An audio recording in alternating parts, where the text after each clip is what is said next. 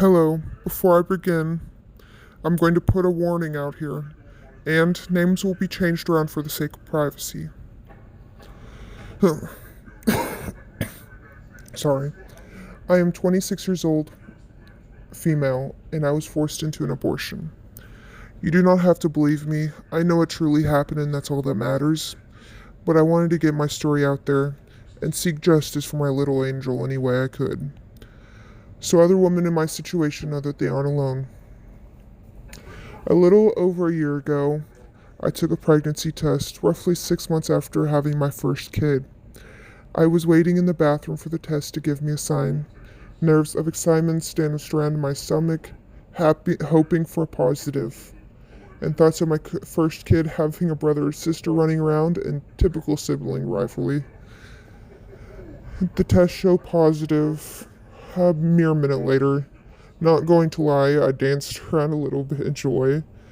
My ex-husband, let's call him Samuel, he was sitting on the couch with our first kid. I told him the test was positive and I was pregnant with a smile on my face.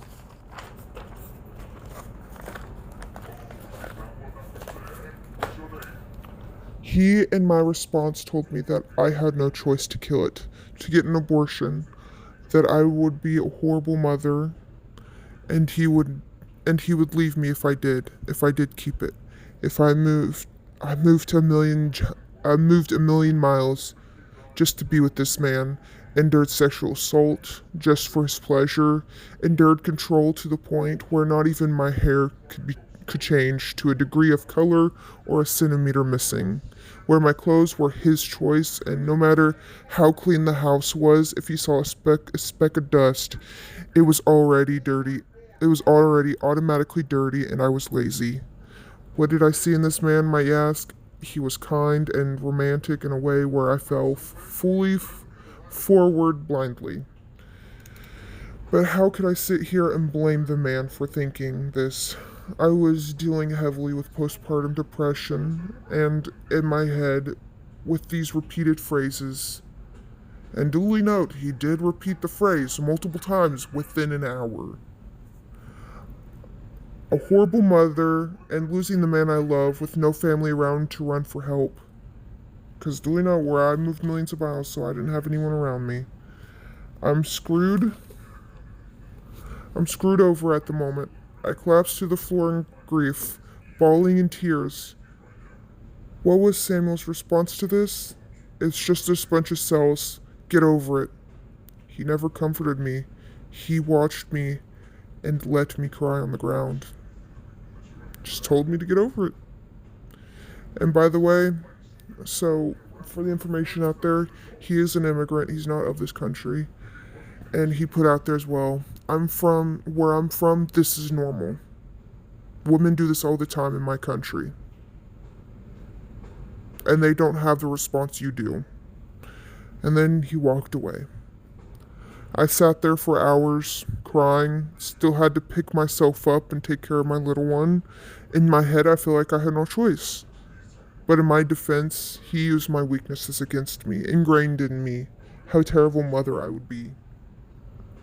What followed next was doctors confirming, and me continuously having to pick myself up every day, take care of my kids, and clean the house with no help, including cooking. All while breaking down in tears every few seconds, being told that my sadness is rubbing off on my child and I need to get over it and quit. I started smoking after that and still haven't stopped. And taking various amounts of pills, like Tylenol and Advil over counter bullshit, just to hope I could miscarry and not kill my child.